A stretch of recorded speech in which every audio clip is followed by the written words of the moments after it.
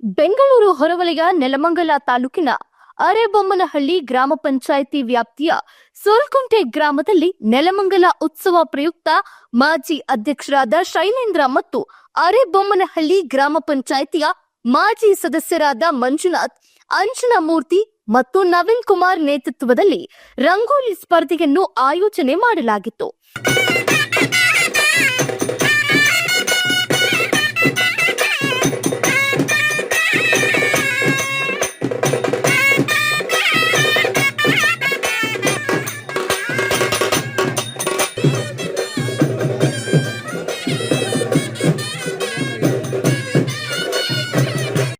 ಎಲ್ಲ ಮಹಿಳೆಯರು ತುಂಬಾ ಆಸಕ್ತಿಯಿಂದ ರಂಗೋಲಿ ಸ್ಪರ್ಧೆಯಲ್ಲಿ ಭಾಗವಹಿಸಿ ರಂಗೋಲಿಯನ್ನ ಬಿಡಿಸಿದ್ದಾರೆ. ವಿಶೇಷ ಅಂದ್ರೆ ಈ ಸ್ಪರ್ಧೆಯಲ್ಲಿ ಮಹಿಳಾ ಮಣಿಗಳು ವಿಶೇಷ ಕಲಾಕೃತಿ ಬಿಡಿಸಿರುವಂತದ್ದು.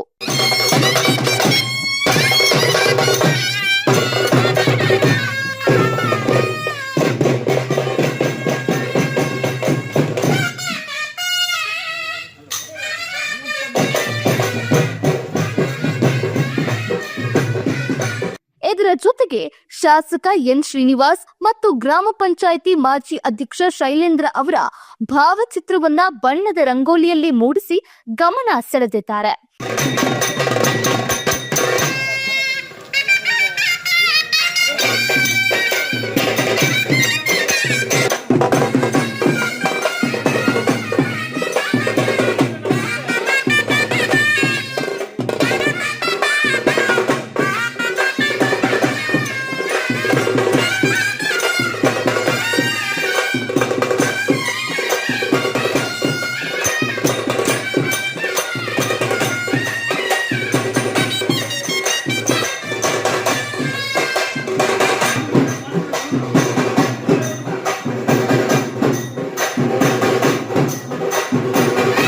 ನಂತರ ಶಾಸಕ ಎನ್ ಶ್ರೀನಿವಾಸ್ ರವರಿಗೆ ಮುಖಂಡರು ಹಾರ, ತುರಾಯಿ ಹಾಕಿ ಸನ್ಮಾನಿಸಿದ್ದಾರೆ.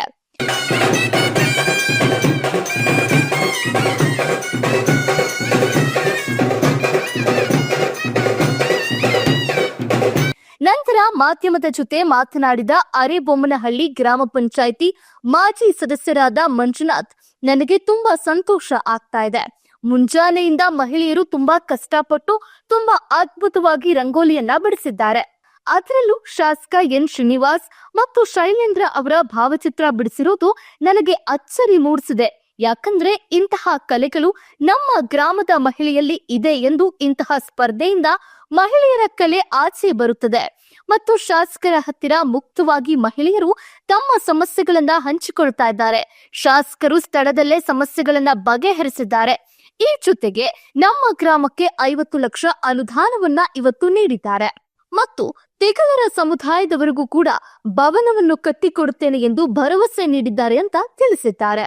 ಶಾಸಕರಾದಂಥ ಎನ್ ಶ್ರೀನಿವಾಸ್ ರವರು ನಮ್ಮ ಕ್ಷೇತ್ರದ ಅಂದರೆ ನಿರ್ಮಲ ಕ್ಷೇತ್ರದ ಶಾಸಕರಾದ ಮೇಲೆ ಅವರು ಯುವ ಉತ್ಸಾಹಿಗಳಂತೆ ಕ್ಷೇತ್ರಾದ್ಯಂತ ಕೆಲಸ ಮಾಡುತ್ತಾ ಹಾಗೂ ಇದೊಂದು ಕ್ರೀಡಾ ಮನೋಭಾವನೆ ಇಟ್ಕೊಂಡು ಹೆಣ್ಣು ಮಕ್ಕಳಲ್ಲಿ ಒಂದು ಈ ರಂಗೋಲಿ ಹಿಂದೂ ಸಂಸ್ಕೃತಿ ಅಂತ ಏನಿದೆ ಅದನ್ನು ಜನಗಳಿಗೆ ತಿಳುವಳಿಕೆ ಮಾಡೋ ಮುಖಾಂತರ, ಜನಗಳನ್ನ ಸ್ಪಂದಿಸೋ ಮುಖಾಂತರ, ಹೆಣ್ಮಕ್ಳನ್ನ ಸ್ಪಂದಿಸೋ ಮುಖಾಂತರ ಈ ನಮ್ಮ ಕ್ಷೇತ್ರದ ಮೇಲೆ ಉತ್ಸುಕರಾಗಿ ಕೆಲಸ ಮಾಡ್ತಾ ಇದ್ದಾರೆ.